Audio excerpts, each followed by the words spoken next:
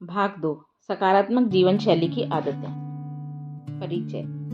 ऊर्जा का उच्चतम स्तर अच्छा महसूस करने में आपकी मदद करेगा, जिसका अर्थ है आप अपने जीवन में और भी ज़्यादा अच्छी चीज़ों की कल्पना कर सकते हैं। अपनी ऊर्जा के स्तर को उच्चतम स्तर पर ले जाने से आपका उद्देश्य जीवन में बेहतर महसूस करना है। जीवन शैली की ऐसी बहुत सी आदतें हैं जो ऐसा करने में आपकी मदद करेंगी और आपको प्रेम व आनंद से परिपूर्ण अवस्था के और निकट ले जाएंगी।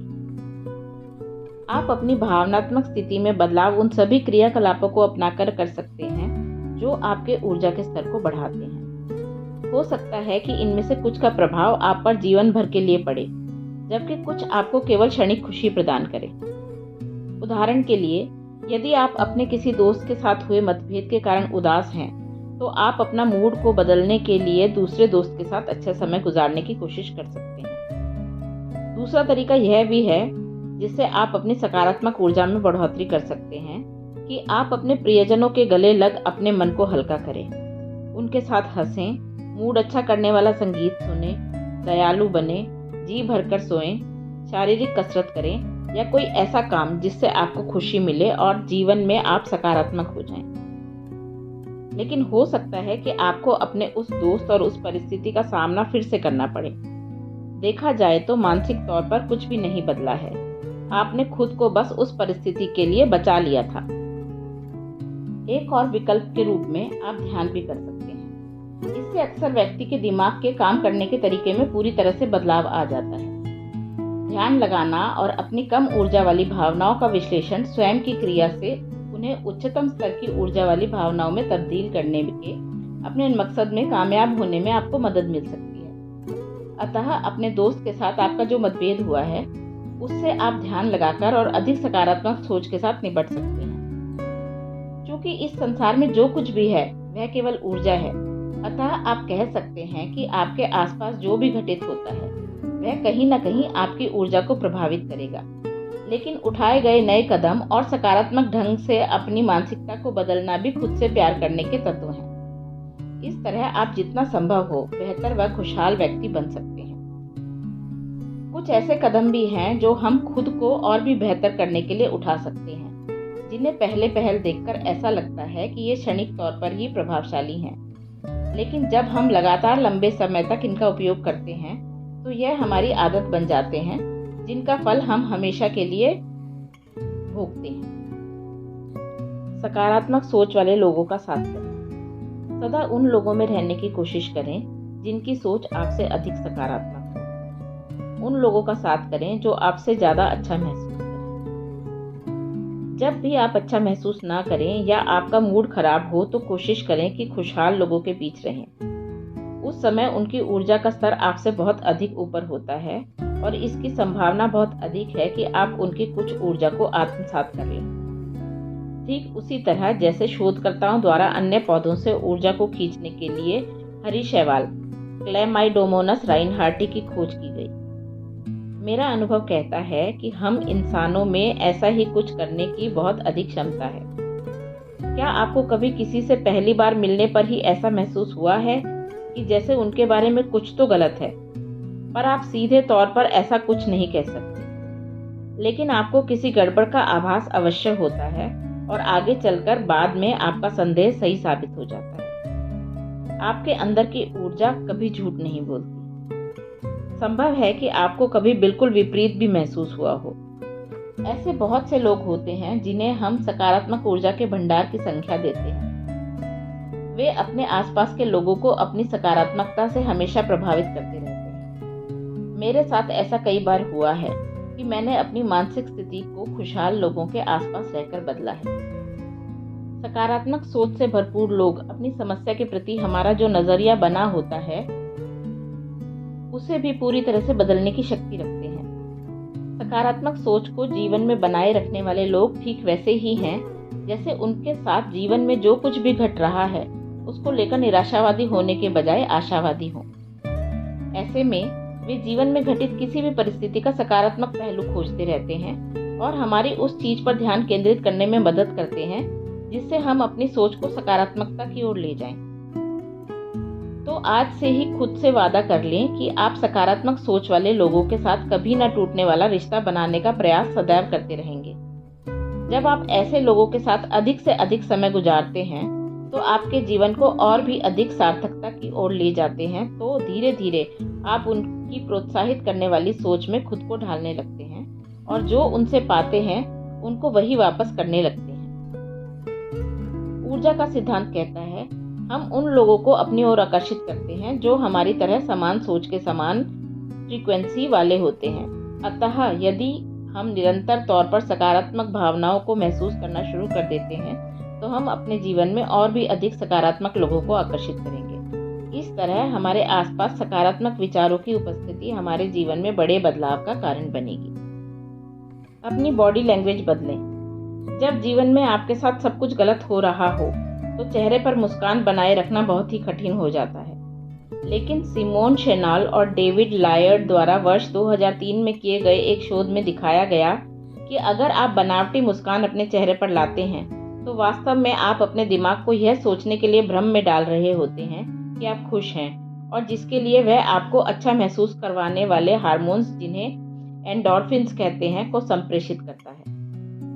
हो सकता है कि पहले आपको सुनने में यह बात बहुत अजीब लगे। यदि बिना किसी वजह के मुस्कुराना आपको अजीब लगता है तो मुस्कुराने की कोई वजह तलाश करें। आप अपनी मुस्कुराने की इस वजह को मानकर भी मुस्कुरा सकते हैं कि आपकी मुस्कान से किसी को खुशी मिलती है। हो सकता है कि आपको मुस्कुराता हुआ देखकर वे भी मुस्कुरा दें, जो आपके मुस्कुराने की एक वाजिब वजह बन सकती है। वास्तव में हमारा पूरा शरीर और जीवन पद्धति हमारे विचार एवं भावनाओं को प्रभावित कर सकती है। अपनी बाहरी स्थिति में बदलाव कर हम अपनी आंतरिक स्थिति में भी बदलाव ला सकते हैं। आपको यह जानकर भी शायद आश्चर्य हो कि दूसरे लोगों को हम जो संदेश देते हैं उनमें सबसे बड़ी संख्या में वे संदेश होते हैं जो अमौखिक होते हैं, जैसे हमारे चेहरे के भाव, व्यवहार, या केवल यह कि हम दूसरों के समक्ष बात करते हुए खुद को कैसे प्रस्तुत करते हैं। इस कारण से यह बहुत जरूरी हो जाता है कि हमें उस संदेश के बारे में सोचने की कोशिश करनी चाहिए जो हम अपने शरीर के हाव भाव से दूसरों को पहुंचा रहे होते हैं। यदि मैं आपसे कहता कि यदि कोई व्यक्ति उदास है तो वह आपके समक्ष कैसी मुद्रा में दिखेगा, तो शायद आपको ठीक ठाक पता होगा कि आपको उदास व्यक्ति का वर्णन किस तरह से करना है। आप सिर झुकाए मुरझाए चेहरे के साथ बैठे व्यक्ति को मेरे सामने प्रस्तुत करेंगे। अगर मैं आपसे कहता हूँ कि मुझे दिखाएं कि एक व्यक्ति जब क्रोध में होगा तो कैसा दिखेगा, तो आप वह भी आसानी से मुझे दिखा सकते हैं। अब एक ऐसे व्यक्ति के बारे में सोचें जो खुश है और अपने जीवन के स्वर्णिम क्षणों को आनंद ले रहा है। उस व्यक्ति के चेहरे में कैसे हाव भाव होंगे? वह किस तरह से खड़ा होगा? क्या उसके चलने फिरने का कोई खास ढंग होगा? उसके हाथ कहाँ हो सकते हैं? क्या उसके कोई खास हाव भाव होंगे? उसकी आवाज का लहजा क्या होगा? वह कितनी जल्दी या धीमे स्वर में बात कर रहा होगा? अगर आप उस व्यक्ति की नकल कर सकते हैं जो अच्छा महसूस करता है, तो आपकी आंतरिक स्थिति में बदलाव आएगा और आपकी ऊर्जा का स्तर बढ़ जाएगा।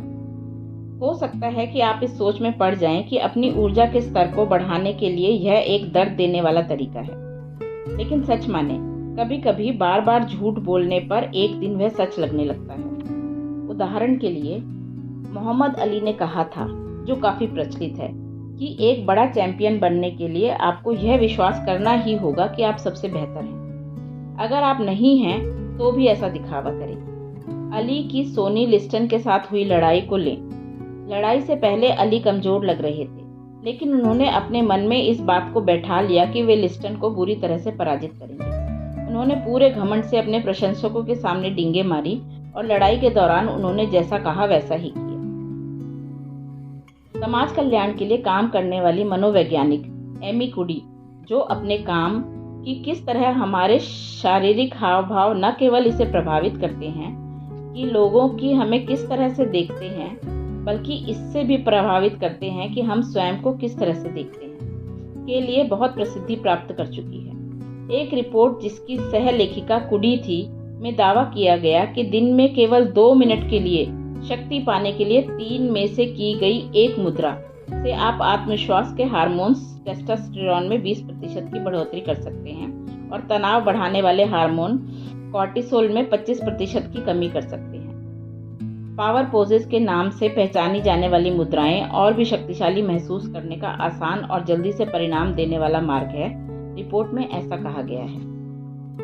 कुछ लोग ऐसे होते हैं जो एक गलत रास्ता चुनकर ऐसा दिखावा करने लगते हैं कि उनके पास कोई खास खूबी या क्षमता है जिससे कि वे दूसरों का ध्यान अपनी ओर आकर्षित कर सकें और खुद अच्छा महसूस कर सकें। लेकिन अगर आप ऐसा बस सही दिशा में बढ़ने के लिए, अपने आत्मविश्वास को बढ़ाने और अच्छा महसूस करने के लिए करें तो यह काफी कारगर तकनीक साबित होगी। यह काल्पनिक आत्मविश्वास धीरे धीरे आपके वास्तविक आत्मविश्वास में बदल जाएगा और जितना ज्यादा आप इसके करीब अपने अंदर विद्यमान समान ऊर्जा के द्वारा जाएंगे, वह आपके लिए उतना ही वास्तविक बनता जाएगा।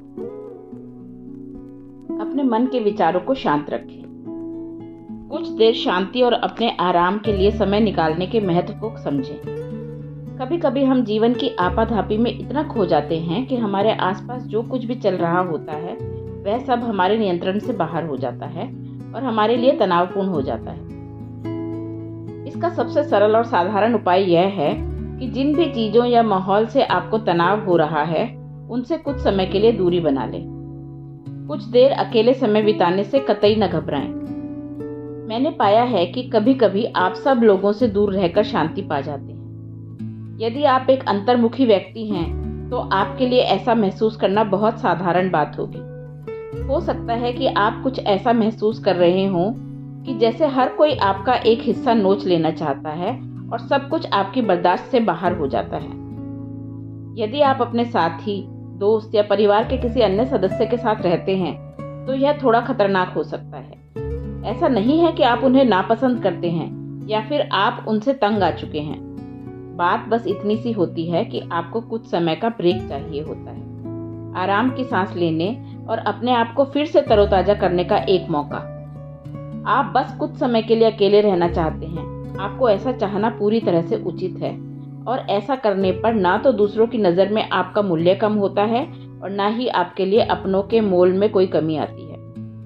अपने आप को और भी प्रोत्साहित करने के लिए मीडिया एवं सोशल मीडिया का उपयोग करना आपके लिए आसान मार्ग है और कुछ समय के लिए इन चीजों से दूरी बनाना भी आपके लिए जरूरी है। आपको कैसे पता चलेगा कि अब आपको ब्रेक लेने की जरूरत है? तो मैं यहाँ पर आपको एक उदाहरण से समझाता हूँ। अगर कोई व्यक्ति आपकी भलाई के लिए कोई काम करने का प्रयास कर रहा है, फिर भी आपको ऐसा महसूस हो रहा है जैसे वह आपके साथ किसी तरह की जबरदस्ती कर रहा है या आपकी निजता के अधिकार में खलल डाल रहा है, तो हो सकता है कि यह एक संकेत है कि आपको लोगों से दूरी बनाने की जरूरत है। हाँ, आपको बुरा महसूस हो सकता है क्योंकि आप जानते हैं कि उनकी नीयत में आपके लिए किसी तरह का कोई खोट नहीं है, लेकिन आप उन्हें बस रोकना चाहते हैं। मेक्सिको में बोले जाने वाली स्पेनिश भाषा में एंजेंटाडो शब्द का भाव विशेष को परिभाषित करता है। इसे लोगों के साथ समय बिताने के बाद उन लोगों से दूर हो जाने का भाव मन में आने को संदर्भित किया जाता है। हालांकि आपको ऐसा नहीं होने देना चाहिए कि आपका मूड आपके व्यवहार पर पूरी तरह से हावी हो जाए और ना ही आपको इस बात के लिए बुरा महसूस करना चाहिए कि आपके मन में कुछ समय के लिए सबसे दूर जाने का भाव जागृत हुआ। इससे न केवल आपको लाभ होगा बल्कि औरों के लिए भी यह लाभप्रद होगा। जितने अधिक समय तक आप अपने मन में लोगों से कुछ समय दूर रहकर अपनी खोई हुई ताकत को वापस पाने की भावना को दबाए रहेंगे, तो इसकी संभावना भी उतनी ही अधिक है कि आप अपने साथ साथ दूसरे लोगों की ऊर्जा के स्तर को भी कम करने का कारण बन जाएं। प्रकृति के बीच रहकर कुछ समय बिताना भी काफी फायदेमंद साबित होगा। आज के समय में हमारे लिए बिना तकनीकों के जीवन की कल्पना करना बहुत कठिन हो गया है। हालांकि जितना हो सके उतना प्रकृति के नजदीक रहकर आपको अपने संपूर्ण व्यक्तित्व में दोबारा जान फूंकने और तरोताजा करने में मदद मिलेगी। कभी कभी आपको कुछ क्षणों के लिए सांसारिक बातों से अपना संपर्क तोड़ना होता है, जिससे आप फिर से अपने आप को उसके अनुरूप ढाल सकें। प्रकृति का मानव पर पुनर्जीवित करने वाला प्रभाव पड़ता है। यह प्रभाव आप पर सकारात्मक, भावनात्मक स्थिति और आपकी मनोवैज्ञानिक स्थिति को दुरुस्त कर पड़ता है। आपको इसमें बिल्कुल भी उलझना नहीं है। आप बाहर सैर पर जा सकते हैं, अपने बगीचे में पेड़ पौधों के साथ काम करते हुए समय बिता सकते हैं, किसी पेड़ के नीचे जाकर कुछ देर सुकून से बैठ सकते हैं या बस तारों को निहारते हुए समय बिता सकते हैं। अगर दिन के समय सूरज की चमकती रोशनी से आपका सामना होता है तो कुछ देर धूप सेकना आपके शरीर में विटामिन डी और सेरोटोनिन, जो कि खुश रहने का हार्मोन होता है और मूड को ठीक करने के प्राकृतिक उपाय के तौर पर काम करता है, के स्तर को बढ़ाता है। प्रेरणा स्रोतों की तलाश। प्रेरणा मेरे लिए हमेशा सही दिशा में आगे बढ़ने और आशावादी बने रहने में सहायक साबित हुई है। आजकल अगर हम किसी प्रेरणा स्रोत की तलाश में हैं तो हमारी तलाश के नतीजे के तौर पर बहुत सारे विकल्प हमारे सामने उपस्थित हो जाते हैं जिनसे हम प्रेरित हो सकते हैं। स्व सहायता के विषय पर लिखी गई पुस्तकें, समाचार पत्र या फिर सशक्त करने वाले उपन्यास, जैसे पाउलो कोएल्हो का लिखा उपन्यास द एल्केमिस्ट बहुत अच्छा है। साथ ही हमारे पास प्रेरित करने वाले बहुत से डिजिटल स्रोत जैसे पॉडकास्ट उपलब्ध हैं। इसके अलावा आप प्रेरणा देने वाली किसी अच्छी फिल्म की ताकत को भी पहचानें। अगर मैं अपनी बात करूं तो मैंने विल स्मिथ अभिनीत film the pursuit of happiness को बहुत ही प्रेरणादायक पाया। मुझे अपनी जिंदगी का एक ऐसा दौर भी अच्छी तरह से याद है जब मैं पूरी तरह से टूट चुका था। उस समय मैंने अपना व्यवसाय, जो कि प्रेरित करने वाले स्लोगन लिखी टी शर्ट को बेचना था, करने के लिए नौकरी छोड़ दी थी। मैंने अपना पैसा उस व्यवसाय में निवेश किया था और मेरी बेचैनी का कारण यह था कि जैसे मैंने उम्मीद की थी, मेरी टी शर्ट उतनी संख्या में नहीं बिक रही थी। मैंने सोचा था कि मेरी सारी टी शर्ट्स कुछ ही दिनों में बिक जाएंगी। मैंने व्यवसाय को सफलतापूर्वक चलाने के लिए उससे संबंधित कई पुस्तकें पढ़ी, घंटों फैशन ब्लॉग्स को पढ़ते हुए बिताए और यह मान लिया कि एक कंपनी को सफलतापूर्वक चलाने के लिए जितनी जानकारी चाहिए वह मुझे मिल चुकी है और मैं फैशन की दुनिया में कुछ कमाल करने के लिए तैयार हूँ। हालांकि मेरी वास्तविकता कुछ और ही साबित हुई। मेरा खुद पर और अपनी क्षमता पर विश्वास खोने लगा था। मैं अपने जीवन की दिशा को लेकर आशंकित रहने लगा था। जब मेरी माँ ने मुझे इस तरह संघर्ष करते हुए पाया तो मुझे सलाह दी कि मैं दूसरी नौकरी तलाश करूं, क्योंकि मुझे अपना और अपने परिवार का गुजारा करने के लिए पैसों की जरूरत थी। उस समय मैं बहुत ज़्यादा दबाव में रहने लगा था। जब आपको अपनी क्षमताओं पर संदेह होने लगता है तो आप बहुत जल्दी ही मुसीबत और निराशा के सागर में डूब जाते हैं। उस समय आपको सभी तरह की नकारात्मक ऊर्जा का आभास अपने आसपास होने लगता है और यह आपके लिए घातक होता है। मैं जानता था कि मुझे कुछ करना होगा, अतः मैंने अलग अलग तरह के व्यक्तित्व विकास से जुड़ी ऑडियो बुक्स को सुनना, कुछ और स्व सहायता की पुस्तकों को पढ़ना, इससे जुड़े ऑनलाइन वीडियोस को देखना और लेखों, कोट्स व ब्लॉग्स पोस्ट्स को पढ़ना शुरू कर दिया।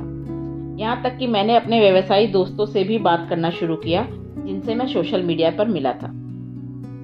मैं दूसरे लोगों की मुसीबतों और वे उससे बाहर कैसे निकले की कहानियों को जानने लगा। मैं यह जानने की कोशिश करने लगा कि विपरीत परिस्थितियों के होते हुए भी वे उससे बाहर निकलने में कैसे कामयाब हुए। उनकी कहानियों को जानकर मैं भी प्रेरित होने लगा और मेरा खोया हुआ आत्मविश्वास वापस आने लगा। इन कहानियों ने मुझे समझाया कि मेरी असफलता मेरे जीवन का अंत नहीं है। इस दुनिया में जिसने भी जीवन में कोई बड़ी उपलब्धि हासिल की है, उसने बड़ी चुनौतियों या असफलता का सामना भी किया है। कोई भी मुसीबत आपके पतन का कारण तभी बन सकती है जब आप उससे हार मान लेते हैं। मैं मानता हूँ कि मेरा टी शर्ट का व्यवसाय नहीं चला, लेकिन इससे मेरे अंदर ऐसा बदलाव जरूर आया जिससे मुझे बहुत फायदा हुआ। जब आप प्रेरित होते हैं तो आपको दिशा मिलती है और आप जिस राह पर आगे बढ़ रहे होते हैं उसके लिए और आपके जीवन में जो कुछ संभव है उसे लेकर अच्छा महसूस करते हैं। गपशप और नाटकबाजी से दूर रहें।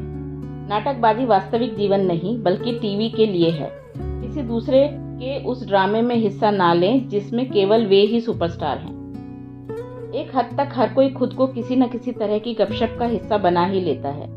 कभी कभी तो उन्हें पता भी नहीं चलता कि वे ऐसा कर रहे हैं। इसमें सबसे बुरी बात यह है कि अधिकतर लोगों को इसमें मजा आता है। उनको यह एहसास ही नहीं होता कि वे बिना किसी स्थिति को ठीक से जाने उनके बारे में कोई राय लोगों के बीच कायम कर रहे हैं और उन्हें ऐसा करने में कोई बुराई भी नहीं दिखती। उनको बस अपने आसपास के लोगों के बारे में चटपटी व मसालेदार बातें सुनने और उन दूसरे लोगों को आगे बताने में आनंद आता है जो उस पर उनकी अपेक्षा के अनुरूप प्रतिक्रिया देते हैं। इस तरह गपशप करना आपकी सकारात्मक ऊर्जा के स्तर को कम करने में अपना महत्वपूर्ण योगदान देता है। इससे परे गलत बातों को फैलाना हमारे अहम पर घात करता है।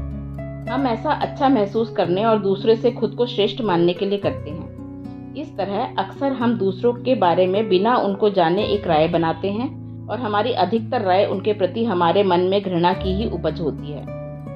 जो कि हमारी सकारात्मक ऊर्जा के स्तर को कम करती है और हमारे जीवन में बस दुखी करने वाले अनुभवों को ही आमंत्रण देती है। जैसा कि हम पहले ही जान चुके हैं कि हर विचार और शब्द में शक्तिशाली ऊर्जा विद्यमान होती है। जब हम दूसरों के बारे में नकारात्मक बातें करते हैं तो उस समय हम इस ब्रह्मांड में नकारात्मक ऊर्जा भेज रहे होते हैं। इसके परिणाम स्वरूप यह हमारी सकारात्मक ऊर्जा के स्तर को कम कर देता है, जिससे हमारे जीवन में कई ऐसी अनचाही दुखदायी घटनाएं होने लगती हैं जो दुर्भावनाओं को ही जन्म देती हैं।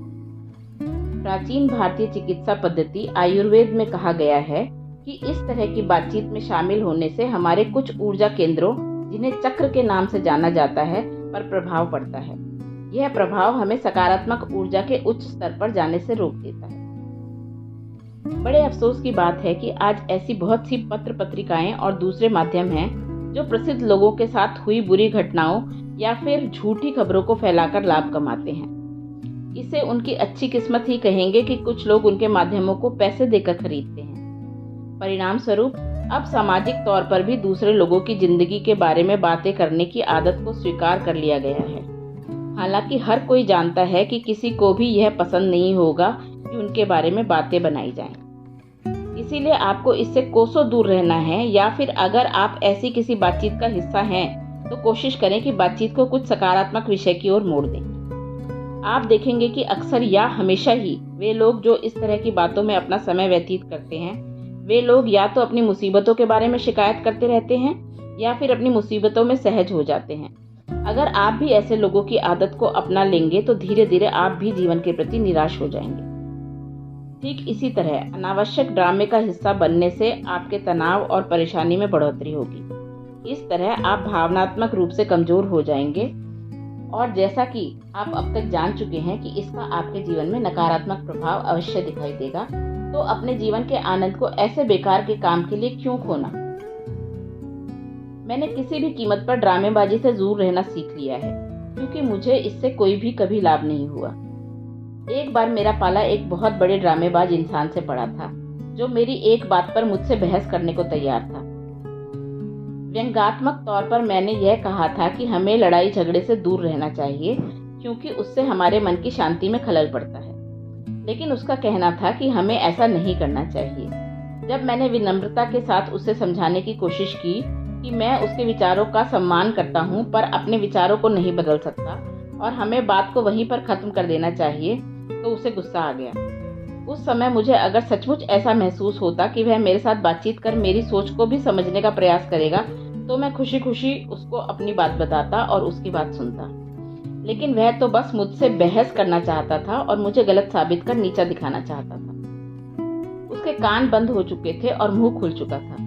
वह कुछ भी सुनने समझने को तैयार नहीं था, बस अपनी बात मनवाना चाहता था। हम दोनों की सोच अलग अलग थी और वह अपनी सोच पर अडिग था।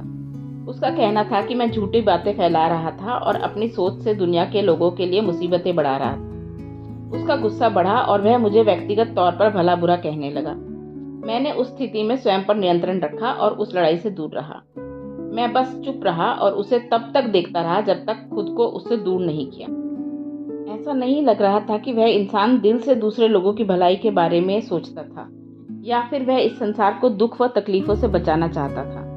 उसका आक्रामक व्यवहार उसके शब्दों के विपरीत था।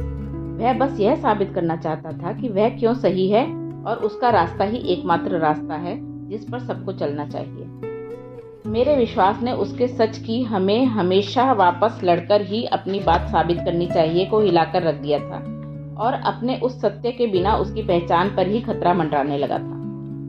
यह अहम का सवाल था। आपका अहम आपके विचारों से बनी आपकी खुद की छवि होती है। यह आपका सामाजिक मुखौटा होता है। व्यक्ति को हमेशा उसके लिए प्रमाणीकरण की जरूरत होती है, क्योंकि व्यक्ति हमेशा अपनी पहचान को खोने के डर में रहता है।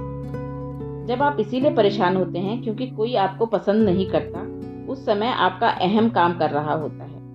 आप उनकी स्वीकृति पर आधारित अपने अस्तित्व को स्वीकृति देते हैं। जब वे आपको अस्वीकार कर देते हैं तो आप जो हैं उसे लेकर अच्छा महसूस नहीं करते। हमारा अहम हमेशा सार्थकता और प्रेम को महसूस करना चाहता है। यह क्षणिक सुख चाहता है। यह दूसरे लोगों से अधिक ताकतवर महसूस करना चाहता है। यही कारण है कि लोग बहुत सी ऐसी चीजों को भी खरीद लेते हैं जिनकी वास्तव में उनको जरूरत नहीं होती। वे बस उन लोगों को प्रभावित करने के लिए ऐसा करते हैं जो उनकी परवाह भी नहीं करते। यही कारण है कि हम दूसरे लोगों की सफलता से ईर्ष्या करने लगते हैं। इसी कारण दुनिया में लालच की उपस्थिति है और इसी के चलते हम हमेशा दूसरों से बेहतर करने का प्रयास करते रहते हैं। यह भाव हमें प्रेम और समझ के साथ काम करने से रोकता है। दुर्भाग्य से हम में से बहुत से लोग पूरी जिंदगी उस छवि को अपनी पहचान बनाए रखते हैं जिसे हमारे अहम ने बनाया होता है, और हम उसको बनाए रखने तथा सहेजने का ही प्रयास निरंतर करते रहते हैं। अगर दूसरे लोगों को स्वीकृति हमारी उस छवि को नहीं मिलती है जिसे हमने बनाया है, तो हमारी पहचान पर खतरा मंडराने लगता है और हमारा अहम उसकी सुरक्षा को लेकर डरने लगता है, ठीक उसी तरह जैसे इस मामले में हुआ। मेरा मानना है कि व्यक्ति खुद अपनी मान्यताओं पर प्रश्न चिन्ह लगाता है, इसीलिए वह अपनी पहचान पर भी सवाल करता है, जो कि एक खतरा है। इसीलिए वह बहुत रक्षात्मक और प्रहार करने को तैयार हो जाता है। जीवन में यह बहुत बार हमारे अहम की वजह से होता है। लोग इस कारण से कुछ कहते या पूछते नहीं है कि उन्हें जानने की उत्सुकता होती है। वे बस दूसरों को गलत साबित करना चाहते हैं। वे चाहते हैं कि लोग उनके सत्य का ही अनुसरण करें। इसीलिए नहीं कि वे सचमुच लोगों की परवाह करते हैं, बल्कि वे ऐसा इसीलिए करते हैं कि उन्हें गलत साबित होने का डर होता है और वे अपनी पहचान से अनभिज्ञ होते हैं। इस संसार में बहुत से ऐसे लोग हैं जो अव्वल दर्जे के नाटकबाज होते हैं, जो इस विषाक्त माहौल में फलते फूलते हैं। मैं अपने दिमाग को खुला रखता हूँ और दूसरे लोगों के दृष्टिकोण को भी सुनने समझने की कोशिश करता हूँ। हालांकि मैंने यह भी सीख लिया है कि जिन लोगों को मैंने क्या कहा और क्यों कहा, अगर उसमें कोई रुचि नहीं है तो उन पर अपना समय बर्बाद ना करो। आपको यह सुनिश्चित करना चाहिए कि आप दूसरों की आंतरिक कलह में अनजाने में हिस्सा ना लें। समस्याओं पर चर्चा करना और एक दूसरे के साथ सूचनाओं का आदान प्रदान उस स्थिति में सही है जब आपकी इच्छा दूसरों को नीचा दिखाकर खुद को उनसे बड़ा महसूस करने की नहीं है। ऐसा करके आप खुद के लिए झूठी पहचान को गढ़ते हैं और परिणाम स्वरूप आपकी सकारात्मक ऊर्जा का स्तर नीचे चला जाता है।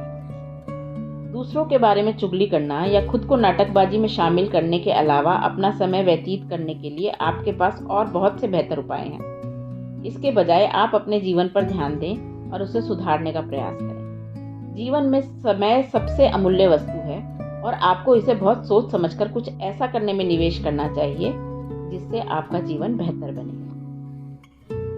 अपने अन्न व जल का ध्यान रखें। आप जो खाते हैं वह आपको भी खाता है, आपके जीवन को नियंत्रित करता है। आप जो कुछ भी खाते व पीते हैं उसका आपके जीवन में बहुत महत्व होता है, क्योंकि वह आपकी ऊर्जा और वास्तविकता को प्रभावित करता है। इस बारे में सोचें। अगर आप अच्छा भोजन और अच्छा तरल अपने शरीर में नहीं भेजेंगे तो आप अच्छा कैसे महसूस करेंगे? जो भोजन हमें सुस्त व निस्तेज करता है, उस भोजन से हमारी ऊर्जा की फ्रीक्वेंसी भी कम हो जाती है। इसीलिए जब आप उसे खाते हैं तो हमारी ऊर्जा में भी बदलाव आता है। ऐसे भोजन में अधिकतर वे खाद्य पदार्थ आते हैं जिन्हें हम जंक फूड के नाम से जानते हैं, और बदकिस्मती से ऐसे खाने को जितना हो सके स्वादिष्ट बनाया जाता है। यही कारण है कि हम में से बहुत से लोग इस तरह के खाने को बहुत ज़्यादा पसंद करते और खाते हैं। यह न केवल हमारे मूड को प्रभावित करता है, बल्कि हमारे वजन को भी जरूरत से ज़्यादा बढ़ा देता है और हमें बहुत सी बीमारियों का शिकार बना देता है। सन 1949 में एक फ्रेंच विद्युत चुंबकत्व विशेषज्ञ, जिनका नाम आंद्रे सिमोनटन था, ने अपने शोध कार्य, जो खास खाद्य पदार्थों की विद्युत चुंबकत्व तरंग के विषय पर था, को प्रकाशित किया। उन्होंने महसूस किया कि प्रत्येक खाद्य पदार्थ में न केवल एक विशेष मात्रा की कैलोरी होती है, बल्कि उसमें विद्युतीय चुंबकत्व की शक्ति भी होती है जो ऊर्जात्मक होती है। सिमोनटन ने पाया कि मनुष्य को स्वस्थ रहने के लिए 6500 एंगस्ट्रॉम्स तक की ऊर्जा को संतुलित करना होता है। सिमोनटन ने खाने को 0 से लेकर 10,000 एंगस्ट्रॉम्स तक 4 वर्गों में विभाजित किया। पहले वर्ग में उच्च स्तर के ऊर्जा वाले खाद्य पदार्थ आते हैं, जिसमें ताजे फल व कच्ची सब्जियां, अनाज, ऑलिव्स, बादाम, हेज़लनट्स, सूरजमुखी के बीज, सोया और नारियल शामिल हैं। दूसरे वर्ग में कम ऊर्जा स्तर वाले खाद्य पदार्थ आते हैं, जैसे उबली हुई सब्जियां, दूध, मक्खन, अंडे, शहद, पकी हुई मछली, मूंगफली का तेल, गन्ना और शराब। तीसरे वर्ग में बहुत कम ऊर्जा के स्तर वाले खाद्य पदार्थ आते हैं। इसमें पका हुआ मीट, सॉसेस, कॉफ़ी और चाय, चॉकलेट, जैम, प्रोसेस्ड चीज़ के साथ सफ़ेद ब्रेड सम्मिलित है। चौथे और आखिरी वर्ग में उन खाद्य पदार्थों को शामिल किया गया है जिनमें व्यवहारिक तौर पर कोई एंगस्ट्रॉम शामिल नहीं होता। इनमें मार्जरीन, मुरब्बा, मादक पदार्थों से बनी चीज़ें, रिफाइंड, सफ़ेद चीनी और ब्लीच किया हुआ आटा शामिल है। सिमोनटन का शोध हमें विस्तार से यह जानकारी देता है कि कौन कौन से खाद्य पदार्थ हमारी ऊर्जा के लिए उपयुक्त हैं और कौन से उत्पादों से हमें बचना चाहिए। इसके अतिरिक्त आमतौर पर यह नियम है कि उच्च गुणवत्ता वाले जैविक उत्पाद जिनका प्राकृतिक तौर पर उत्पादन किया गया हो, आपको उन गैर जैविक उत्पादों से अधिक ऊर्जावान बनाएंगे। यह सच है कि जैविक उत्पादों का मूल्य कुछ अधिक हो सकता है, लेकिन अगर इस खर्च से आपको अच्छी सेहत मिलती है तो यह सौदा बिल्कुल बुरा नहीं है। अगर आपकी सेहत हानिकर खाद्य पदार्थों को खाने से खराब होती है तो आपका खर्च दुगना हो सकता है। हमें जीवन में जल के महत्व को भी समझना चाहिए। हमारे शरीर का 60 से 70% हिस्सा पानी होता है और आपके शरीर की सभी गतिविधियों का सुचारू रूप से चलाने के लिए पानी बहुत आवश्यक होता है। यह आपको हाइड्रेट रखता है और आपके शरीर से सभी अनचाहे विषाक्त तत्वों को बाहर निकालता है तथा इस तरह आपकी सकारात्मक ऊर्जा का स्तर बहुत ऊंचा रहता है। अगर आपके शरीर में पानी संतुलित स्तर से कम हो जाता है तो इसका आपके शरीर पर बहुत ही प्रतिकूल प्रभाव पड़ता है। आपका ध्यान भंग हो सकता है, आपको चक्कर आ सकते हैं, यहाँ तक कि आप बेहोश हो सकते हैं। सिमोनटन का शोध दिखाता है कि जो खाद्य पदार्थ मादक पदार्थों से बनते हैं उनमें बहुत ही कम स्तर पर ऊर्जा विद्यमान होती है और नियमित तौर पर अधिक मात्रा में इनका सेवन करना बहुत हानिकारक हो सकता है। यहाँ तक कि लीवर को नुकसान पहुँचने के कारण आपकी मौत तक हो सकती है। शराब का बहुत अधिक सेवन करना आपको भ्रमित कर सकता है, जिससे आप अपने आपे से बाहर होकर अजीब व्यवहार करने लगते हैं, जिस कारण आपकी जिंदगी खराब हो सकती है। हो सकता है कि शराब आपको क्षणिक खुशी के कुछ क्षण दे, लेकिन आपको इस बात का ध्यान अवश्य रखना चाहिए कि आप इसका सेवन कितनी मात्रा में कर रहे हैं। आप तरल पदार्थ के सेवन के लिए ताजा और शुद्ध पानी को प्राथमिक तौर पर उपयोग करने की आदत डालें। आभार व्यक्त करना सीखें। अपने स्कूल के बारे में शिकायत करने से पहले याद रखें, बहुत से लोग शिक्षा से वंचित होते हैं। मोटे होने की शिकायत करने से पहले याद रखें, बहुत से लोगों को खाना भी नहीं मिलता। अपने काम को लेकर शिकायत करने से पहले याद रखें, बहुत से लोग कुछ पैसों के लिए तरसते हैं। घर में सफाई को लेकर शिकायत करने से पहले याद रखें, बहुत से लोगों के सिर पर छत भी नहीं होती। बर्तनों को धोने के लिए शिकायत करने से पहले याद रखें, बहुत से लोगों को साफ पानी भी नहीं मिल पाता। इन सब चीज़ों के बारे में अपने स्मार्टफोन का इस्तेमाल करते हुए सोशल मीडिया पर शिकायत करते हुए याद रखें। जरा सोचें कि आप कितने नसीब वाले हैं, तो एक क्षण रुककर जो आपके पास है उसके लिए शुक्रिया अदा करें। शुक्रगुजार होना सबसे आसान होने के बावजूद एक बहुत अच्छी आदत है, जिसे आप अपने जीवन का अभिन्न अंग बना सकते हैं। ईश्वरीय शक्ति द्वारा आपको जो कुछ भी जीवन में आशीर्वाद स्वरूप प्राप्त हुआ है, उसका शुक्रिया अदा कर आप अपने मन को, आपके आसपास जो भी कुछ घटता है उसमें अपने लिए कुछ अच्छा खोजने के लिए प्रशिक्षित कर सकते हैं। जल्दी ही आपका अवचेतन मन भी हर चीज में छुपी अच्छाई को देखने लगेगा और जीवन के बारे में आपकी सोच बेहतर हो जाएगी। आप उस समय बुरा महसूस नहीं कर सकते जब आप शुक्रगुजार रहें। वैसे आभार व्यक्त करने का काम देखने में जितना सरल जान पड़ता है, बहुत से लोगों को उसके लिए उतना ही संघर्ष करना पड़ता है। अपने जीवन के बोझ पर उपहारों के बजाय ध्यान देना ज्यादा आसान लगता है। व्यक्ति उन चीजों पर अपना ध्यान ज्यादा लगाए रखता है जो उसके पास नहीं है, बजाय उसके कि जो उसके पास है। एक बार मैं इस दुनिया के सबसे सफल माने जाने वाले कुछ लोगों के बारे में पढ़ रहा था और वहां पर एक वाक्य मेरे जहन में घर कर गया। महानता आभारी बनने से आरंभ होती है। पहले मैं इसके बारे में ज्यादा नहीं सोचता था, लेकिन जैसे जैसे मैं बड़ा होता गया, मैं जीवन में इसके मोल को समझने लगा। मैंने महसूस किया कि आप शुक्रगुजार हुए बिना आनंद को महसूस नहीं कर सकते। आभारी होना खुशियों के लिए एक महत्वपूर्ण तत्व है। इसके अतिरिक्त आभार व्यक्त करके हम न केवल अपनी ऊर्जात्मक स्थिति को अच्छी चीजों को अपनी ओर आकर्षित करने के लिए परिवर्तित करते हैं, बल्कि चीजों पर अपना दृष्टिकोण रखने में भी सक्षम होते हैं। हम हर रोज अपनी तुलना दूसरों से करते रहते हैं और हम में से अधिकतर लोगों को यह आभास भी नहीं हो पाता कि हम वह बनने की कोशिश करते और बनते हैं जो हमें दूसरे बनाना चाहते हैं। हम अपनी तुलना उन लोगों से करने के लिए बाध्य हो जाते हैं जिन्हें हम खुद से अधिक भाग्यशाली मानते हैं, बजाय उनके जिन्हें हम खुद से कम भाग्यशाली देखते हैं। उन लोगों के बारे में सोचें जिन्हें रोज इस तरह की मानसिक लड़ाई लड़नी पड़ती है, लेकिन हम इस तरह की स्थिति और इससे बहुत ज्यादा जो हम खबरों में सुनते हैं से पूरी तरह सुरक्षित हैं। शुक्रिया का वास्तविक अर्थ जाने बिना बस मुंह से शुक्रिया भर कह देना बहुत आसान है। शुक्रिया कहने का सही अर्थ तभी है जब आप आभार महसूस करें। यहाँ मैं अपने कोचिंग क्लाइंट विल का उदाहरण दूंगा कि किस तरह आप आभार व्यक्त करने की सही स्थिति में पहुंचे। मेरे साथ बातचीत के दौरान जब विल ने अपनी शिकायतों का मुझे गिनाना शुरू कर दिया, तो मैंने उसके बाद उससे पूछा कि मुझे बताओ कि तुम किस बात के लिए शुक्रगुजार हो। मेरे इस प्रश्न का उसका जवाब था कि उसने इस बारे में कभी सोचा ही नहीं। मैं जानता था कि उसकी कार उसके लिए बहुत मायने रखती है। मैंने उससे पूछा, तुम्हारा कार के बारे में क्या ख्याल है? उसने उत्तर दिया, हाँ, शायद मैं अपनी कार के लिए शुक्रगुजार हूँ। उसका इस तरह आभार व्यक्त करना एक अच्छी शुरुआत थी, लेकिन मात्र इससे हमारी मानसिक स्थिति में बदलाव नहीं आएगा। फिर मैंने उससे पूछा, अगर तुम्हारे पास कार नहीं होगी तो तुम पर क्या फर्क पड़ेगा? वह कुछ देर के लिए वहीं पर बैठ गया और इस बारे में सोचने लगा। फिर वह उन सब कामों को सूचीबद्ध करने लगा जो उसकी कार के न होने से बाधित होंगे।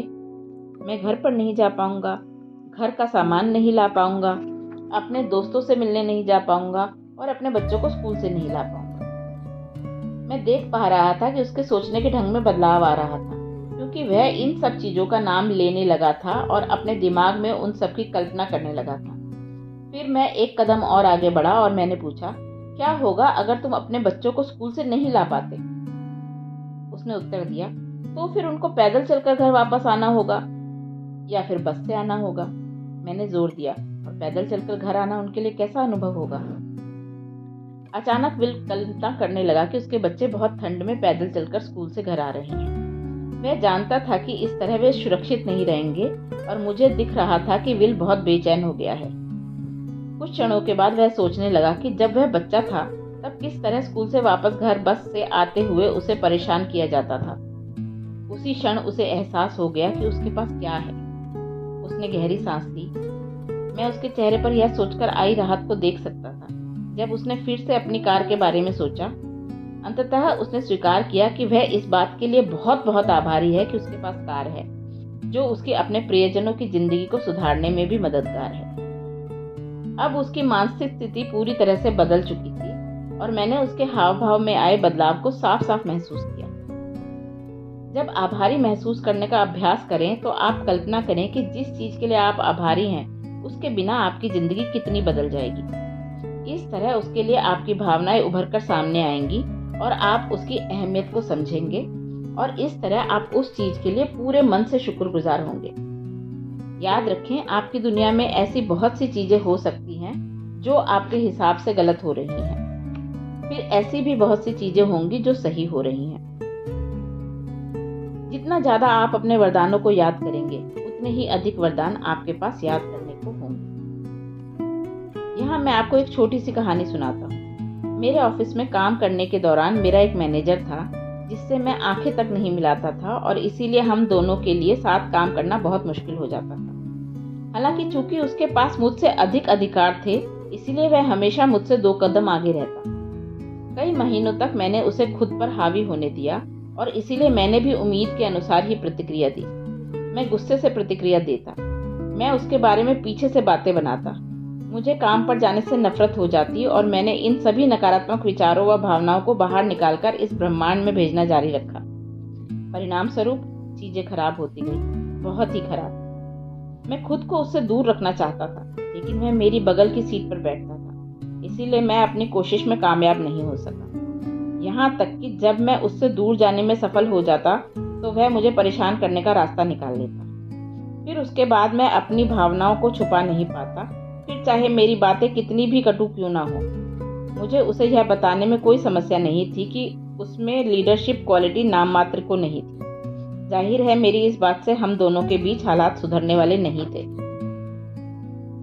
आध्यात्मिक गुरु एस्थर हिक्स के ऑनलाइन वीडियोस को देखकर मुझे एहसास हुआ कि मैं अपनी ऊर्जा को गलत तरीके से इस्तेमाल कर रहा हूँ। मैं ये अच्छी तरह से जानता था कि वहाँ समस्या है, लेकिन मैं उस समस्या का समाधान तलाशने की बजाय समस्या को और गंभीर बना रहा था।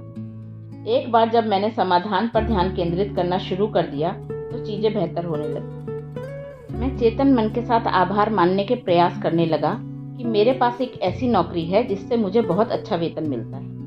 मैं जानता था कि एक नौकरी और एक ऐसी नौकरी जिसमें बहुत अच्छा वेतन मिले तलाशना कितना मुश्किल है। अपने वेतन से मैं जीवन को बहुत आरामदायक ढंग से जी सकता था। मैं नियमित तौर पर खुद को यह याद दिलाने लगा कि मेरी नौकरी मुझे क्या क्या दे रही है, जिससे कि मैं आभार मानने की स्थिति में बना रहूं। इस तरह मैंने अपनी ऊर्जा के स्तर को ऊंचा किया।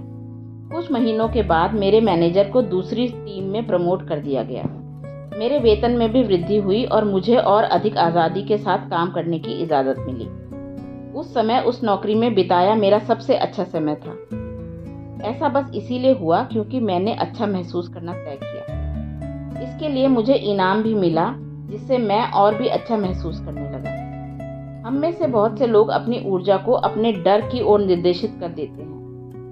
मैं यह नहीं कह रहा हूं कि आपके साथ समस्या नहीं है, लेकिन आपको बस यह करना है कि अपना ध्यान समस्या से हटाकर उसके समाधान पर लगाना है। इस ब्रह्मांड का सभी क्षेत्रों में अत्यधिक प्रभुत्व है। डर का भ्रम ही हमारे और उस ब्रह्मांड के बीच में रुकावट है। अपनी भावनाओं को समझें। अपने अंदर के नकारात्मक भाव को नकारना अपने अंदर जहर पालने जैसा है। अपनी सभी भावनाओं को समझना सीखें। हमारा लक्ष्य सकारात्मक विचारों को थोपना नहीं है, बल्कि नकारात्मकता को सकारात्मकता में बदलना है, जिससे आप बेहतर महसूस कर सकें। हमारे अंदर जिन भी विचारों का प्रभाव सबसे अधिक होता है, वे हमारी भावनाओं को भी अपने प्रभाव में लेते हैं। हम कैसा महसूस करते हैं, उसमें उनकी बहुत महत्वपूर्ण भूमिका होती है। जब हम सकारात्मक विचारों की ओर बढ़ने की कोशिश करते हैं, तो हम में से बहुत से लोगों के साथ समस्या यह होती है कि हम अपनी सोच की प्रक्रिया को बदलने की क्रिया को अक्सर नज़रअंदाज कर देते हैं। हम ऐसा मान लेते हैं कि नकारात्मक विचारों को मिटा देना बेहतर है, अपनी भावनाओं को शून्य कर देना और सकारात्मक विचारों की ओर बढ़ जाना है। यह अक्सर प्रभावकारी नहीं होता, क्योंकि आप बस अपने साथ यह चालाकी करने की कोशिश कर रहे होते हैं कि आपकी सोच ही तो है, जबकि वास्तव में स्थिति कुछ और ही होती है। अपनी भावनाओं को दबाना आपके प्रणाली तंत्र के लिए जहरीला हो सकता है और यह आपको नुकसान पहुंचा सकता है। अगर कोई कटु विचार आपके मन में घर कर गया है, तो वह जीवन में कभी आप जब दोबारा उसी तरह की स्थिति का सामना करेंगे तो फिर से उभर आएगा। यह न केवल आपकी सकारात्मक ऊर्जा के स्तर को कम करेगा, बल्कि यदि इसी तरह से चलता रहा तो यह आपके मानसिक स्वास्थ्य को भी नुकसान पहुंचा सकता है और फिर आपकी सेहत पर भी असर डाल सकता है। ऐसा भी हो सकता है कि आप अपने आसपास के लोगों के लिए और भी विषाक्त बन सकते हैं और यह आपको अकेला कर सकता है तथा आपकी स्थिति दयनीय हो सकती है। तो अपने मन में आए नकारात्मक विचारों को ना दबाएं, बल्कि उन्हें सकारात्मक विचारों में बदलें, जिससे कि आप अपनी ऊर्जा के स्तर को न केवल उस क्षण के लिए बल्कि भविष्य में उसी तरह की घटना से फिर से सामना होने के लिए भी ऊपर उठा सकें। अपनी भावनाओं को समझने की क्रिया आपको उनको सकारात्मक ऊर्जा के कम स्तर से ज्यादा करने में बार बार मददगार साबित होगी। यही कारण है कि व्यक्तित्व विकास में आत्मविश्लेषण का बहुत अधिक महत्व होता है। उदाहरण के लिए, मेरी एक क्लाइंट सारा को नया प्रेम प्रसंग शुरू हुआ। कुछ दिनों तक एक दूसरे को संदेश भेजने और कॉल करने के बाद उसके प्रेमी ने उसे उत्तर देना बंद कर दिया। उसने उसके फोन का बहुत इंतजार किया। वह उम्मीद कर रही थी कि उसका प्रेमी उसे संदेश भेजेगा, लेकिन उसने नहीं भेजा। परिणाम स्वरूप उसके दिमाग में पहले से बैठे विचार फिर से सक्रिय हो गए। वह सोचने लगी, मुझे कोई नहीं चाहता या किसी के पास मेरे लिए समय ही नहीं है, क्योंकि मैं बदसूरत हूँ। यह सब सोचकर वह उदास हो गई। सारा को अपने नकारात्मक विचारों को फिर सकारात्मक विचारों में बदलने की जरूरत थी। अतः हमने एक के बाद एक कदम उठाते हुए अपने इस लक्ष्य तक पहुंचने का मन बनाया। नकारात्मक भावनाओं को कैसे बदलें? पहला, पहचान। अपनी भावनात्मक स्थिति को बदलने के लिए यह बहुत जरूरी है कि आपको इसकी पहचान हो कि आपकी भावनाएं क्या हैं। सारा के उदाहरण में वह उदास और डरी हुई थी। उसके मन की गहराई में झांकने के बाद हमें यह भी पता चला कि वह उपेक्षित और असुरक्षित भी महसूस कर रही थी। दूसरा, चुनौती। अगला कदम यह होगा कि आप खुद से प्रश्न करें, आप जो महसूस कर रहे हैं वैसा क्यों कर रहे हैं? इसके लिए आपके कौन से विचार उत्तरदायी हैं? सारा उदास इसलिए थी क्योंकि उसे उसके प्रेमी का संदेश नहीं मिला। इसके बाद उसके मन में जो अगला विचार आया वह यह था कि उसके लिए किसी के पास समय नहीं है या किसी को उसमें रुचि नहीं है क्योंकि वह बदसूरत है। इसी विचार ने उसे अकेला और असुरक्षित कर दिया। इस स्तर पर आपको अपने विचारों का अवलोकन सजग होकर करना है। हमारे अपने बारे में बहुत से विचार लोगों द्वारा नीचा दिखाने, भ्रम और दूसरे लोगों द्वारा हम पर थोपे गए विचारों से बनते हैं। इसीलिए हम अपने दिमाग में घर कर गए इन गलत विचारों और सोच को चुनौती दे सकते हैं। हम अपनी सोचने की प्रक्रिया का विश्लेषण कर अपने नकारात्मक विचार को सकारात्मकता की ओर तार्किकता के साथ बदल सकते हैं। अपने विचारों के पीछे की सोच की वैधता पर सवाल उठाकर उसे चुनौती दे सकते हैं। उदाहरण के लिए, सारा ने खुद से पूछा, क्या सचमुच ऐसा है कि मेरे लिए किसी के पास इसीलिए समय नहीं है क्योंकि मैं बदसूरत हूँ? इस प्रश्न पर गहराई से विचार करने पर सारा को इस बारे में और जानकारी मिलने लगी कि उसकी जो सोच है वह क्यों है। इस स्थिति में आप उस तरह के प्रश्न अपने आप से कर सकते हैं जो आपको इस बारे में और भी गहराई से सोचने के लिए बाध्य करें। आप अपने आप से कुछ चुभते हुए गंभीर प्रश्न कर सकते हैं क्योंकि वे आपको गंभीर उत्तर के लिए प्रेरित करेंगे। हमारे उदाहरण में सारा ने खुद से पूछा, क्या इसका मतलब यह है कि मैं कभी खुश नहीं रहूंगी? सारा इन प्रश्नों पर गहराई से विचार करने लगी और उसने पाया कि वह अपनी स्थिति लोगों द्वारा नीचा दिखाने के लिए बोले गए वाक्यों को गलत ढंग से देख रही है। एक व्यक्ति ने उसे वापस जवाब नहीं दिया तो इसका मतलब यह तो नहीं है कि वह कभी खुश नहीं रह पाएगी। उसने खुद को याद दिलाया कि उसकी खुशी इस पर निर्भर नहीं करती कि दूसरे लोग उससे किस तरह से बात करते हैं। अपने आप से सवाल करना आपकी सोच की सीमाओं को उजागर कर सकता है, जैसा कि इसने सारा के लिए किया। आपको महसूस होने लगेगा कि आपने अपने बारे में झूठी धारणाएं बना रखी थी और अपने जीवन में आई इस परिस्थिति के नकारात्मक पहलू पर अपना ध्यान केंद्रित किया हुआ था। इसे आजमा कर देखें। संभवतः अपने जीवन में पहले घट चुके किसी ऐसे अनुभव को याद करें जिसने आपको उदास कर दिया हो और आप अपने आप से सीधे तौर पर प्रश्न पूछें जिससे आप उस स्थिति को सही तरीके से जान सकें। यह महसूस करना जरूरी है कि हम अपने अवचेतन मन में अपने जीवन में पहले घट चुकी घटनाओं के साथ नकारात्मक परिणामों को जोड़कर खुद को उदास कर लेते हैं। यहाँ पर हमें इन परिणामों को चुनौती देनी होगी जो हमारे मन में सबक की तरह जमा हो गए हैं। नकारात्मक सबक को सही करने में असफल रहने का मतलब यह है कि वे आपके अवचेतन मन में मौजूद हैं और समय समय पर आप पर हावी हो जाते हैं। समय के साथ बार बार आप पर हावी होने वाले विचार आपके आत्मविश्वास को कम करके आपको अवसाद की गहरी खाई में धकेल सकते हैं। तीसरा, समझना। इस चरण में आपको अपने मन में आए विचार की गहराई में छुपे सही अर्थ को समझना और उसकी सराहना करना। हमारे उदाहरण में सारा ने पाया कि वह हाल ही में मिले अपने अनुभव के कारण असुरक्षित महसूस कर रही है। वह इस बात को लेकर चिंता करने लगी कि वह अच्छी नहीं है। उन दिनों में जब वह अपने प्रेमी से बातचीत करती थी तो वह बेहतर महसूस करती थी। अतः यह साफ था कि उसे सामाजिक स्तर पर स्वीकारे जाने और प्रशंसा पाने की बहुत जरूरत है। यह बहुत जरूरी है कि आप अपनी भावनाओं के पीछे छिपे सही अर्थ को पहचानें और उन्हें आगे बढ़ने के लिए एक अवसर की तरह इस्तेमाल करना सीखें। सारा ने यह जाना कि उसके लिए उसका मूल्य वही है जो उसके बारे में लोगों के विचार हैं, क्योंकि उसके आत्मसम्मान का स्तर बहुत नीचे है। उसे खुद के बारे में अच्छा महसूस करने के लिए सामाजिक स्तर पर खुद को मूल्यवान साबित होने और स्वीकृत किए जाने की जरूरत है। चौथा, इसके बाद आपको इन असमर्थ बनाने वाले विचारों को सक्षम बनाने वाले विचारों में बदलना होगा। आपको अपने आप से पूछना होगा, मैं इन चीजों को अलग ढंग से किस तरह से कर सकता हूँ कि मैं अच्छा महसूस करने और एक बेहतर जीवन जीने में अपनी मदद कर सकूं। यह आवश्यक है कि आप उसी क्षण अपना विनाश करने वाले इन विचारों को खुद को बेहतर महसूस करने वाले विचारों से बदल दें। सारे ने खुद को याद दिलाया कि ऐसा नहीं है। उसके साथ लोगों का व्यवहार चाहे जैसा भी हो, लेकिन वह भी किसी का प्यार पाने के काबिल है। उसने कहा, मैं खुद से प्यार करती हूँ और मेरे लिए यह बहुत है। जो प्यार मैं खुद को दे रही हूँ वह मुझे किसी ऐसे इंसान से वापस जरूर मिलेगा जो सचमुच मेरी परवाह करे। इस सशक्त करने वाले विचारों को और भी शक्तिशाली बनाने के लिए आप उस समय को फिर से याद करें जब आपके साथ सब कुछ अच्छा था और आप जैसा सोचते थे सब वैसा होता था। सारा को भी अपने जीवन का ऐसा ही एक क्षण याद आया जब वह दूसरों के लिए बहुत मायने रखती थी। उसमें आत्मविश्वास था और उसे प्यार भी भरपूर मिला था। उसने अपने दिमाग में उस तस्वीर को फिक्स कर लिया और उस क्षण को दोबारा जीने लगी।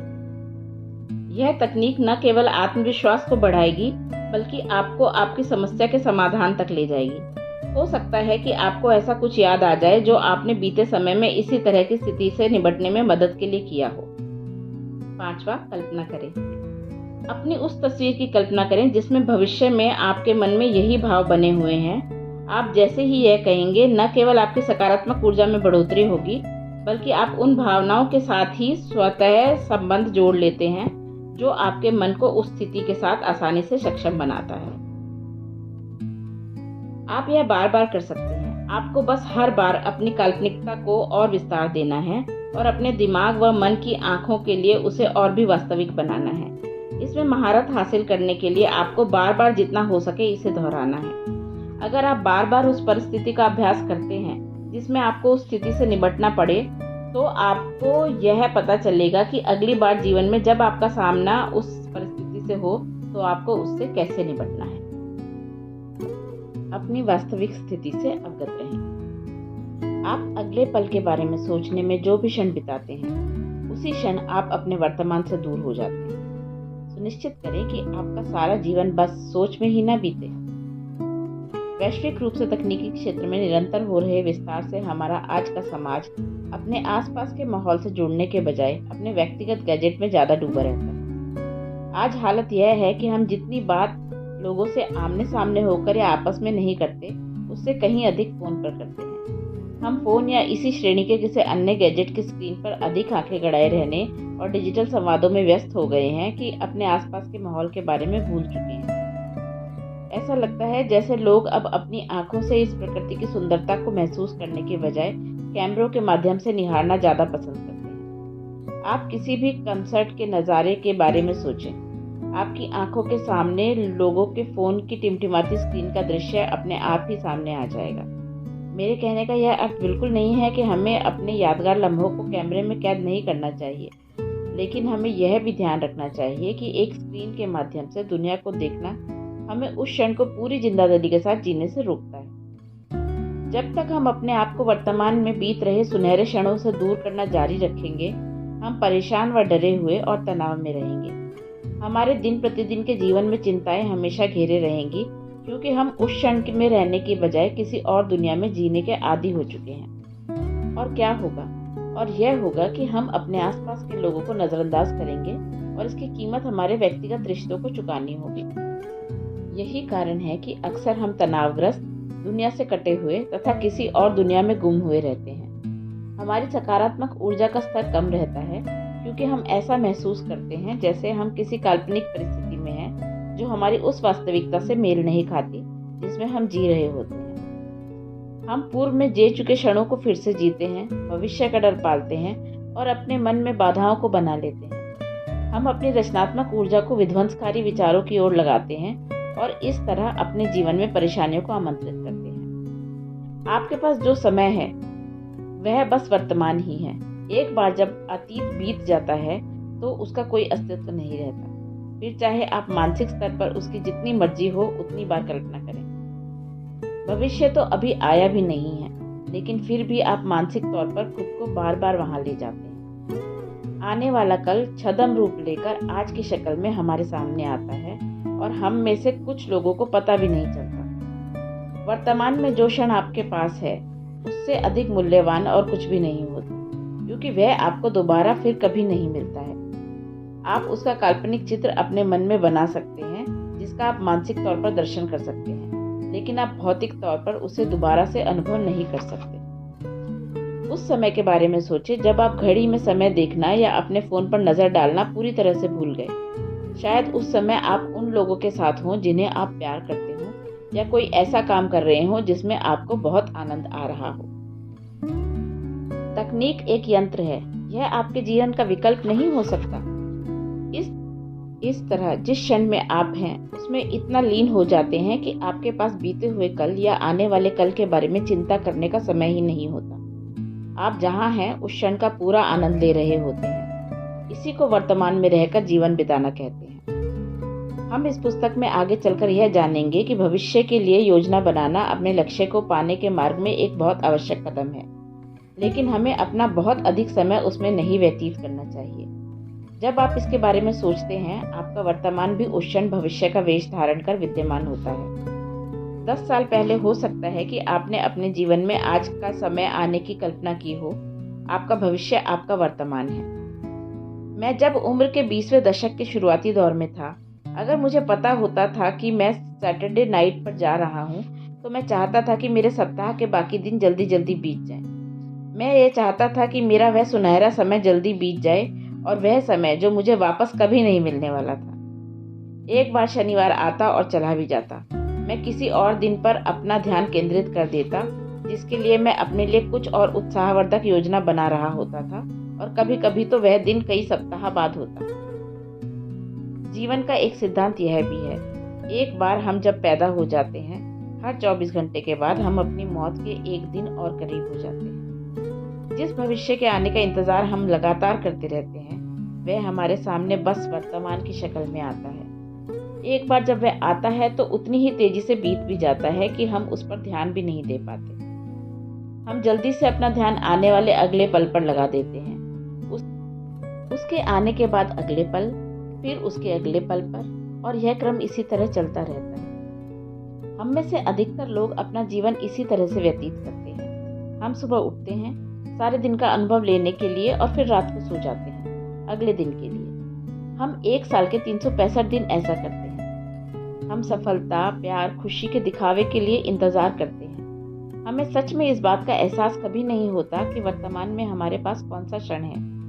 अंततः हमें इस बात का एहसास होता है कि वास्तव में हमने अपना जीवन जिया ही नहीं। यह आखिरकार हम वहां पहुंचे थे जहां हम पहुंचना चाहते थे, लेकिन हम वास्तव में उसका आनंद नहीं ले सके, क्योंकि हमारे पास एक और लक्ष्य प्राप्त करने को था।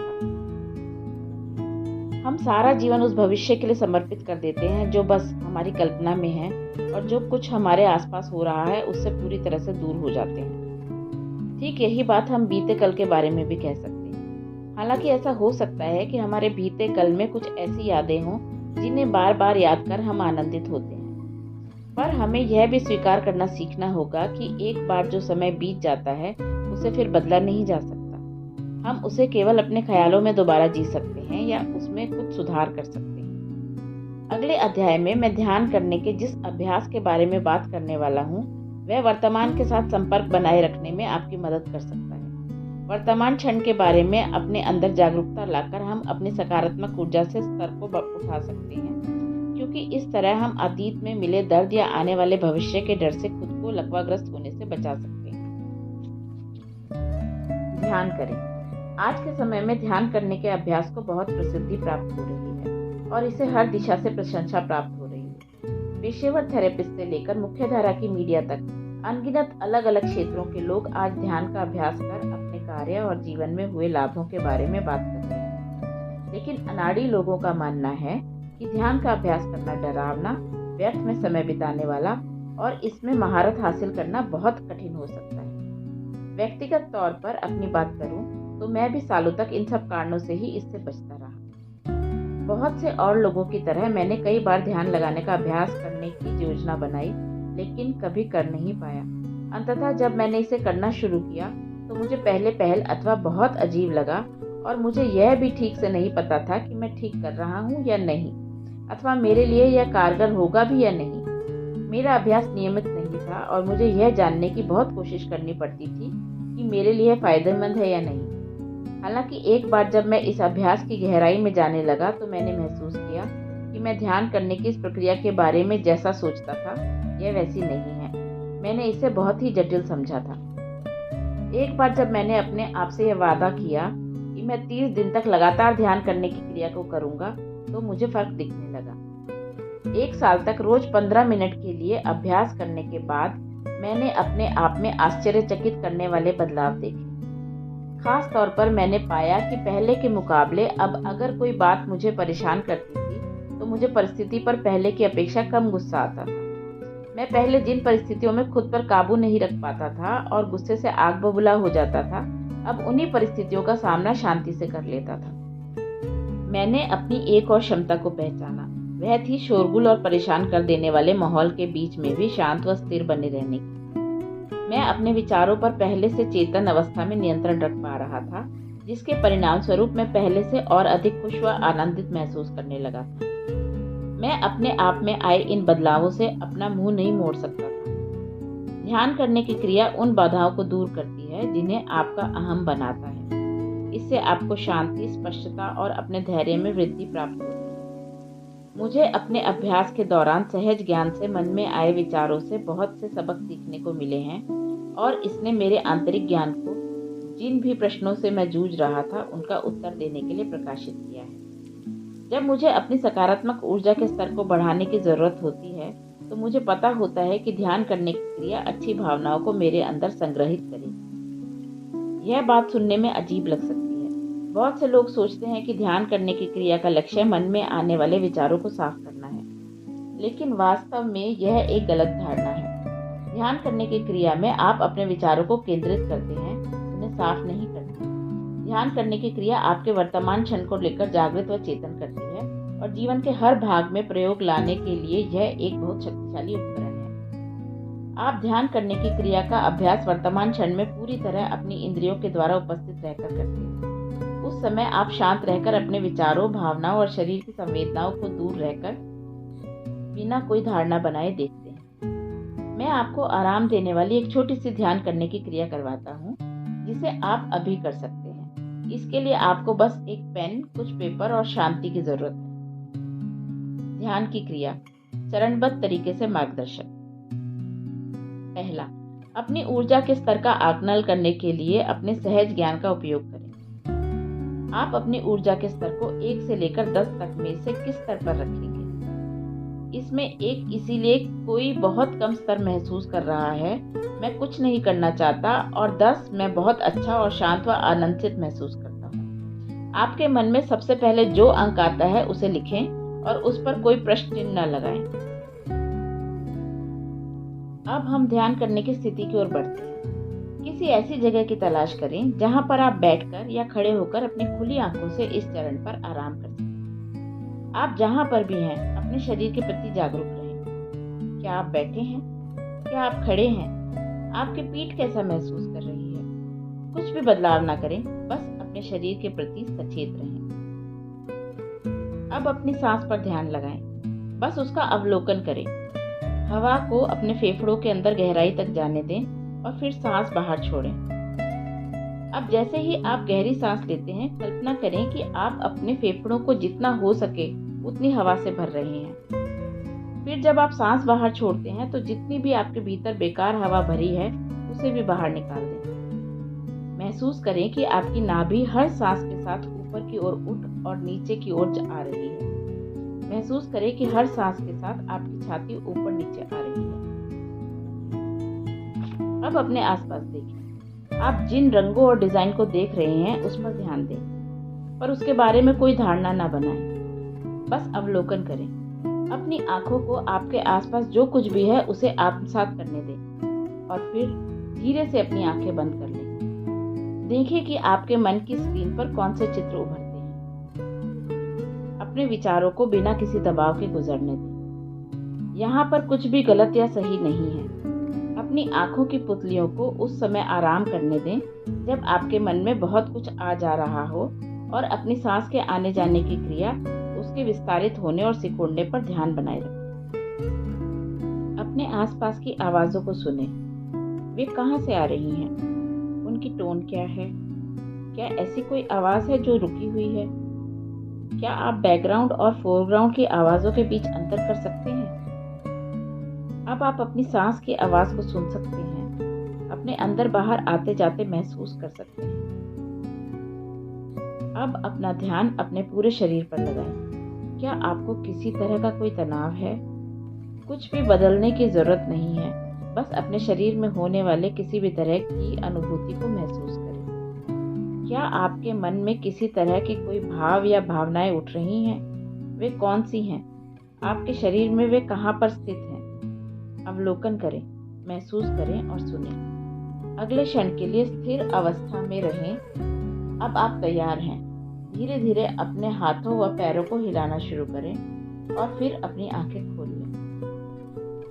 यह अभ्यास का अंतिम चरण है, तो तो आइए आपकी ऊर्जात्मक क्षमता के स्तर को जांचते हैं। अब आप अपनी सकारात्मक ऊर्जा के स्तर को कितने अंक देंगे? अपने अंक को लिखें। क्या वह पहले से अधिक है? अगर नहीं, तो आप इस अभ्यास को फिर से कर सकते हैं। अंत में आप पाएंगे कि इस थोड़े समय के लिए किए गए अभ्यास से आपकी सकारात्मक ऊर्जा का स्तर बढ़ रहा है। अगर आपको ऊपर दिए गए चरणों को याद करने में परेशानी होती है, तो उन्हें अपने फ़ोन में रिकॉर्ड करके इस्तेमाल करें, जिससे आपकी आवाज़ आपको इस अभ्यास को करने के लिए निर्देशित कर सके। धीरे धीरे व स्पष्ट बोलें, और जब आप बोल रहे हो तो निर्देशों को पढ़ते समय कुछ समय के लिए रुकें। ध्यान करने की क्रिया जटिलता से कोसों दूर है। बौद्ध गुरु योंगे मिंग्योर रिम्पोचे का दावा है कि ध्यान की क्रिया करने के लिए आपको केवल अपनी सांस की जानकारी होनी चाहिए।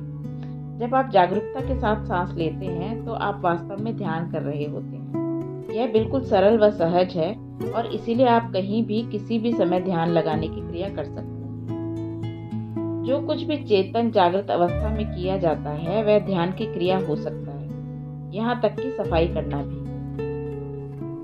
हर रोज 30 दिनों तक 15 मिनट के लिए इसका अभ्यास करें। यदि यह आपको बहुत ज़्यादा लगता है तो 5 मिनट के साथ शुरू करें और धीरे धीरे समय बढ़ाएं। सांस लेना हमारे जीवन का सबसे अहम हिस्सा है। मेरा मतलब है, सचमुच अगर हम सांस नहीं लेते तो हम जिंदा नहीं रह सकते। हम सांस अंदर लेते हैं और जीना शुरू कर देते हैं, और जैसे ही हमारा जीवन समाप्त होता है हम सांस बाहर छोड़ देते हैं। इसीलिए कहा जाता है, हर सांस के साथ हमारे भीतर एक बदलाव होता है। हर सांस के साथ हम जीवन ऊर्जा बल को अपने हर कोशिका में पहुंचने देते हैं, जिससे कि हम एक नए जीवन के साथ ऊर्जित हो सकें। जैसे ही हम भरपूर और नियंत्रित सांस को अपने अंदर लेते हैं, यह हमारी तंत्रिका तंत्र को शांत करने में सक्षम बनाता है, हमारी ऊर्जा को बढ़ाता है। ध्यान की क्रिया हमारे मन की एक अवस्था में बंध चुकी मन की दीवारों को तोड़ती है और हमें और भी अधिक विशुद्ध बनने का अवसर देती है। जैसे ही आप बार बार ध्यान की क्रिया करते हैं तो आप अपने मन में चल रहे प्रतिबंधित विचारों के लिए आपको नए नए दृष्टिकोण मिलते हैं।